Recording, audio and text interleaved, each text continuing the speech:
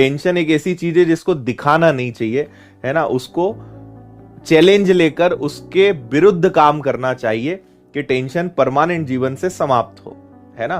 तो मुस्कुराते रहो, सबसे ज्यादा जरूरी है। और जो मैंने एक छोटी सी बात अभी कही, मुस्कुराहट, उसको देखते हुए एक छोटी सी लाइन मुझे याद आ रही है कि तू मुस्कुराना सीख, तू मुस्कुराना सीख, क्योंकि रोना तो जिंदगी पैदा होते ही सिखा देती है ना।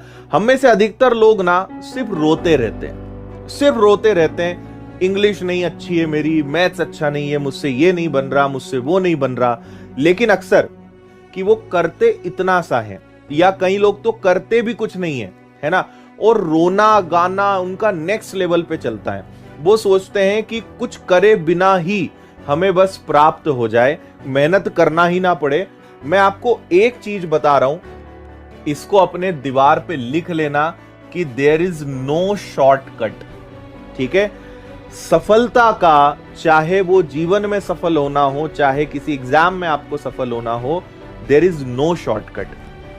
आपको मेहनत करनी ही करनी पड़ेगी, और मेहनत हमेशा लगातार करनी पड़ेगी। जब एग्जाम करीब आता है, जब हम पढ़ाई शुरू करते हैं, तब हमें दिखता है कि अरे बहुत बड़ा सिलेबस है यार, ये सिलेबस तो 6-8 महीने में ना खत्म हो, लेकिन 3 महीने बाद तो परीक्षा है।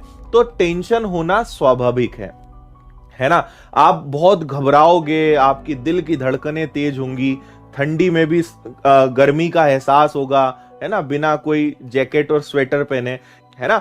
लेकिन मैंने आपको लास्ट टाइम भी कहा था कि इन चीजों को हैंडल करना सीखिए, है ना।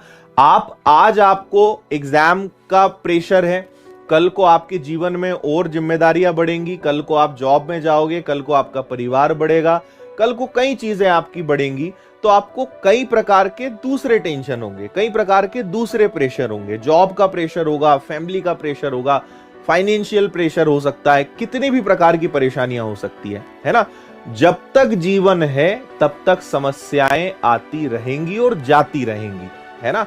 जिसने इस छोटी सी बात को समझ लिया वो हमेशा खुश रहेगा। रोने से, ठीक है, शॉर्टकट ढूंढने से, या कुछ करे बिना हमें बस सफलता मिल जाए, ये व्यर्थ है। इनमें अगर आप अपना समय खराब कर रहे हो तो ये व्यर्थ है ना। आपको लगातार थोड़ा थोड़ा चेंज अपने अंदर लाना पड़ेगा। एक चीज का मुझे जवाब दीजिए कि एक पत्थर है, ये एक पत्थर है, ठीक है। हम अपनी छेनी हथौड़ा लेके पहुंचे और हम चाहते हैं कि इस पत्थर के 2 टुकड़े हो जाएं, है ना। ये पत्थर का एक टुकड़ा इधर हो जाए, एक टुकड़ा इधर हो जाए, मैं इसके 2 टुकड़े करना चाहता हूं, ठीक है। तो भैया एक मजदूर गया, उसने पहले दिन मेहनत करी, ठोकते रहा, है ना। एक प्रयास किया, फिर दूसरा हथौड़ा मारा, फिर तीसरा मारा, चौथा मारा, 5वां मारा, मारते गया, ठीक है। पत्थर जो टूटा वो 1000वें प्रयास पे टूटा। कौन से प्रयास पे टूटा? 1000वां जैसे ही उसने वार किया, 1000वां जैसे ही पत्थर के ऊपर चोट मारी, पत्थर के 2 टुकड़े हो गए, पत्थर ऐसा बन गया। अब मैं आपसे एक छोटी सी बात पूछना चाहता हूं, ठीक है। मुझे ये बताइए आपकी क्या राय है, ये 1000वां महत्वपूर्ण था या इसके पहले जितने वार करे वो सबका भी कोई महत्व था? क्योंकि पत्थर तो 1000वें वार पे टूटा ना, तो पूरा क्रेडिट किसको जाएगा? एक एक जो चोट पत्थर पे मारी गई ना, वो महत्वपूर्ण है। सही है बात, है ना। बस ये फर्क आपको समझना है। रिजल्ट मिला 1000वीं चोट से, लेकिन 1000 तक पहुंचोगे तब ना।